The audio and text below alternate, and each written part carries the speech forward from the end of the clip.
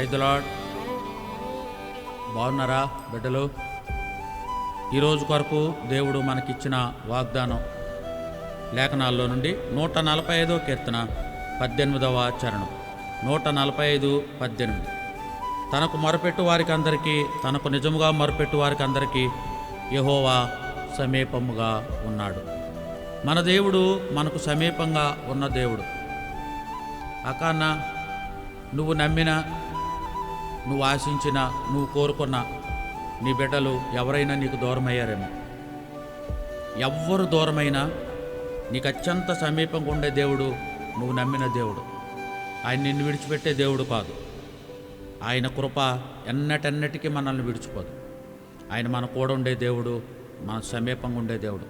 ఆ ప్రభువును నువ్వు ఈరోజు అంగీకరించమని ప్రేమతో మనవి చేస్తున్నా. సమీపంగా ఉన్న దేవుడు.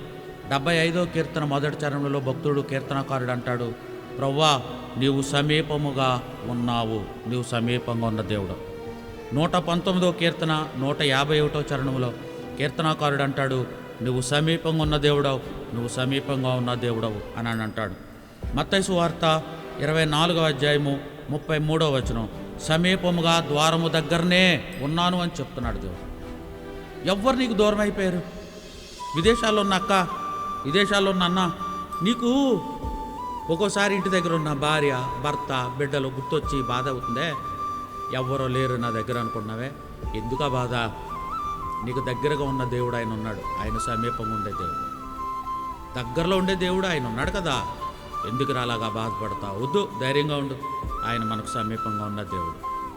ఈ మాటలు వింటున్న ప్రియమైన సోదరుడా, సోదరి, ఆ సమీపంగా ఉన్న దేవుణ్ణి నీ హృదయంలో చేర్చుకున్నావా? ఆయన్ని హృదయంలోనికి ఆహ్వానించావా? సమీపంగా ఉన్న దేవుణ్ణి నువ్వు నిర్లక్ష్యం చేస్తే, సమీపంగా ఉన్న దేవుణ్ణి నువ్వు త్రోసేస్తే ఆయన ఒక హెచ్చరిక ఇస్తున్నాడు తెలుసా? తప్పదు, చదువుదాం, ఆ రెఫరెన్స్ని చదువుదాం.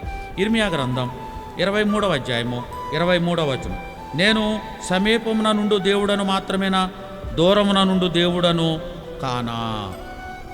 ఓ ప్రశ్న. నేను దగ్గరుండే దేవుడిని అనుకున్నావేమో, దూరం అవుతాను. అమ్మో, ఎవ్వరు దూరమైనా పర్వాలే, ఆ దేవుణ్ణి దూరం చేసుకోవద్దు. అక్క, అన్న, తమ్ముడు, చెల్లి, ఆ దేవుణ్ణి దూరం చేసుకోవద్దు. ఎవ్వరున్నా లేకపోయినా దేవుడు మనకుంటే చాలు. నువ్వుంటే నాకు చాలు యేసయ్యా, నీ వెంటే నేను ఉంటాను యేసయ్యా అని పాట పాడతావుగా. మరి ఇప్పుడు ఆ దేవుడు వదిలిపెట్టేస్తాడేమో.